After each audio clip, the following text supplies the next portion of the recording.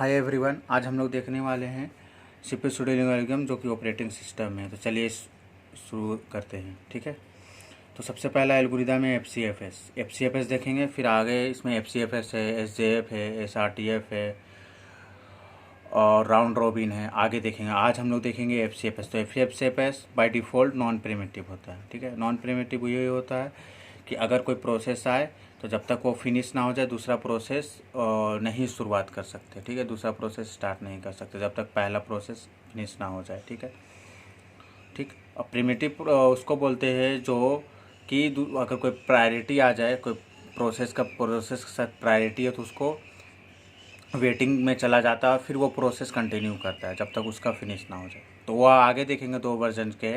अभी हम लोग तो इस पर कुछ हम लोग टाइम पे बात करेंगे, जैसे अराइवल टाइम क्या होता है, पहले ये सब देखेंगे। अराइवल टाइम, फिर आपका कंप्लीशन टाइम,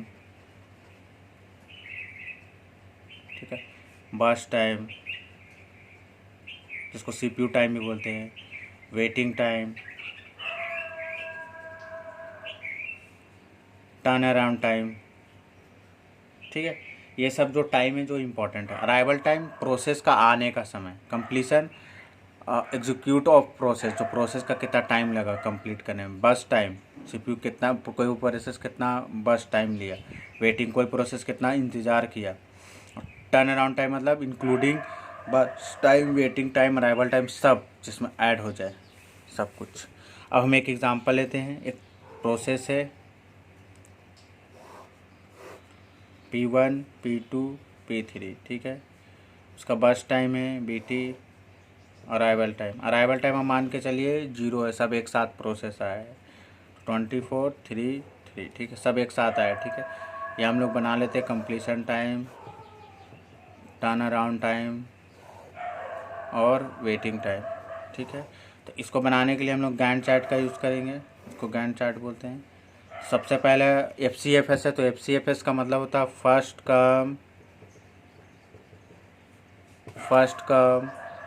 फर्स्ट सर, मतलब जो पहले आएगा उसी को मिलेगा। ठीक है, एफ सी एफ एस का यही मतलब होता है। ये एल्गोरिदम ही ऐसा है कि जो पहले आएगा वही मिलेगा। तो पहला कौन सा प्रोसेस आया, P1 का बस टाइम कितना है, P1 अराइव किया 0 में आया।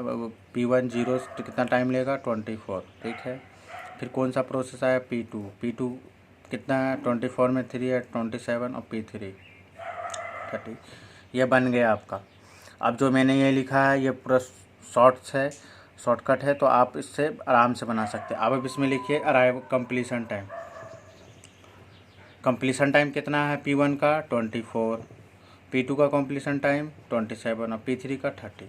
टर्न अराउंड टाइम निकालेंगे तो सेम ही आएगा, क्योंकि सबका अराइवल टाइम सेम है, माइनस करेंगे तो सेम एज इट इज़। अब वेटिंग टाइम निकालेंगे तो टर्न अराउंड टाइम निकालने के लिए आपको, मैंने फॉर्मूला में, टर्न अराउंड टाइम निकालने के लिए आपको CT माइनस AT करना पड़ता है, यानी completion time minus arrival time. ठीक है, और वेटिंग टाइम निकालने के लिए आपको टर्न अराउंड टाइम माइनस बस टाइम। ठीक है, ये 2 फॉर्मूले आप याद रखिएगा। और नहीं भी याद है तो आपको ऐसे ही पता चलेगा कि P1 का वेटिंग टाइम क्या होगा, 0, क्योंकि P1 को सिस्टम में आते के साथ मिल गया तो इसलिए वेटिंग टाइम इसका 0। लेकिन P1 के बाद P2 आप देखो, P2 कितना वेट किया, तो हम लोग फॉर्मूले पे जाएंगे, टर्न अराउंड टाइम माइनस बस टाइम। तो 27 माइनस 3 कितना, 24 वेट किया। और ये P3 30 माइनस 27।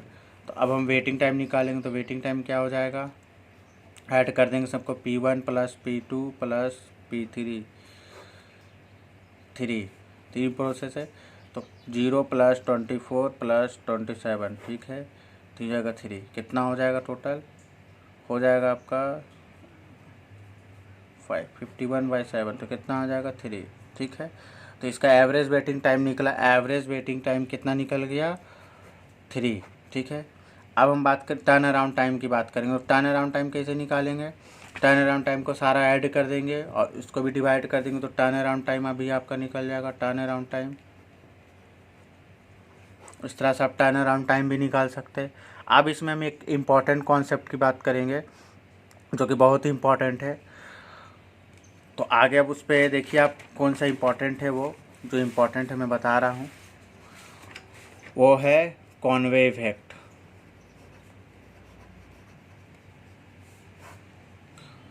कॉनवे इफेक्ट क्या होता है? तो कॉनवे इफेक्ट बताने से पहले आप एक इस तरह से एज्यूम करिए, आपको कॉनवे इफेक्ट समझ आ जाएगा। कॉनवे इफेक्ट मान लीजिए एक रोड है, ठीक है, और मान लीजिए यहाँ पे एक बड़ा सा ट्रक है, ठीक, और मान लीजिए यहाँ पे एक बाइक है, ठीक,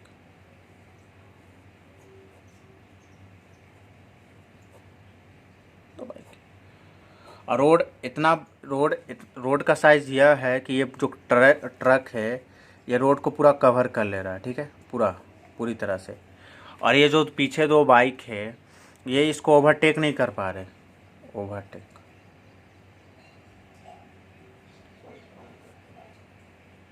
ठीक है, तो जब तक ये ट्रक अपने डेस्टिनेशन तक नहीं पहुंच जाता जहां इसको जाना है, तब तक ये बाइक भी नहीं जा सकते। आप लोग देख रहे हैं रोड का जो साइज़ है, ट्रक का भी उतना ही साइज़ है ताकि ये ओवरटेक नहीं कर पा रहे। तो अगर बस 5 घंटे बाद पहुंचेगा, अगर बस ने 5 आवर्स लगाया, तो ऑटोमेटिक बाइक है, बाइक का भी टाइम 5 आवर्स लगेगा, ठीक है।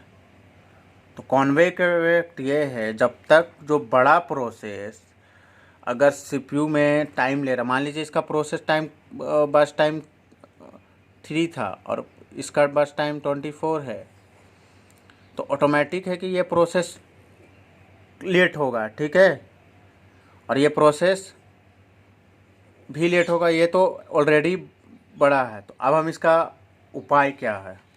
तो इसका उपाय ये है कि हम छोटे प्रोसेस को पहले एग्जीक्यूट कराएंगे पहले और बड़े प्रोसेस को बाद में। तो इससे बेनिफिट ये होगा कि छोटे प्रोसेस जो है पहले आ जाएंगे तो एवरेज वेटिंग टाइम है जो कम हो जाएगा, ऑटोमेटिक ये नहीं होगा। ये दो आप पिक्चर याद रखिए दिमाग में। अब हम ये चीज़ देखेंगे कि जो मैंने पहले एग्जांपल लिए थे P1, P2, P3, जिसमें पहला का बस टाइम था 24:3 था, तो अब मैंने वहाँ गैंट चार्ट बना के आपको दिखाया था कि प्रोसेस P1 का 0 to 24 और P2 का 27 और P3 का 30, ठीक है था। तो देखिए पहला जो प्रोसेस है उसका बस टाइम कितना है? 24, काफ़ी ज़्यादा है। और लेकिन P2 और P3 का बस टाइम देखिए कम है। तो चूँकि इसका कम है, फिर भी FCFS एल्गोरिदम के अकॉर्डिंग ये ऑटोमेटिक लेट होंगे, क्योंकि इसका बस टाइम लेट होंगे, क्योंकि FCFS में दिक्कत ये है कि कॉनवे इफेक्ट आता है।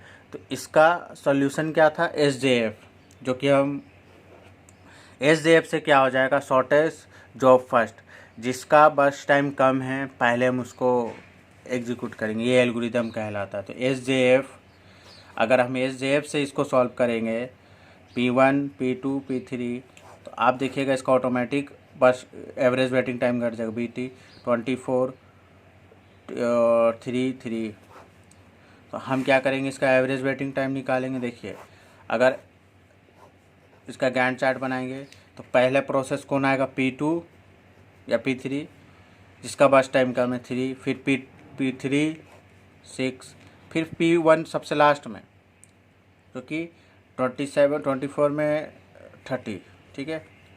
अब आप इसका एवरेज वेटिंग टाइम निकाल के देखिए। तो इसका एवरेज वेटिंग टाइम निकालने के लिए आपको पता है क्या करना है? टर्न अराउंड टाइम ये सब निकालना। तो अगर इसका वेटिंग टाइम निकालना है तो कैसे निकालेंगे? P1 वेट नहीं किया तो 0, कितना वेट किया? 3 प्लस ये कितना वेट किया? आपको इसे निकालना है 27।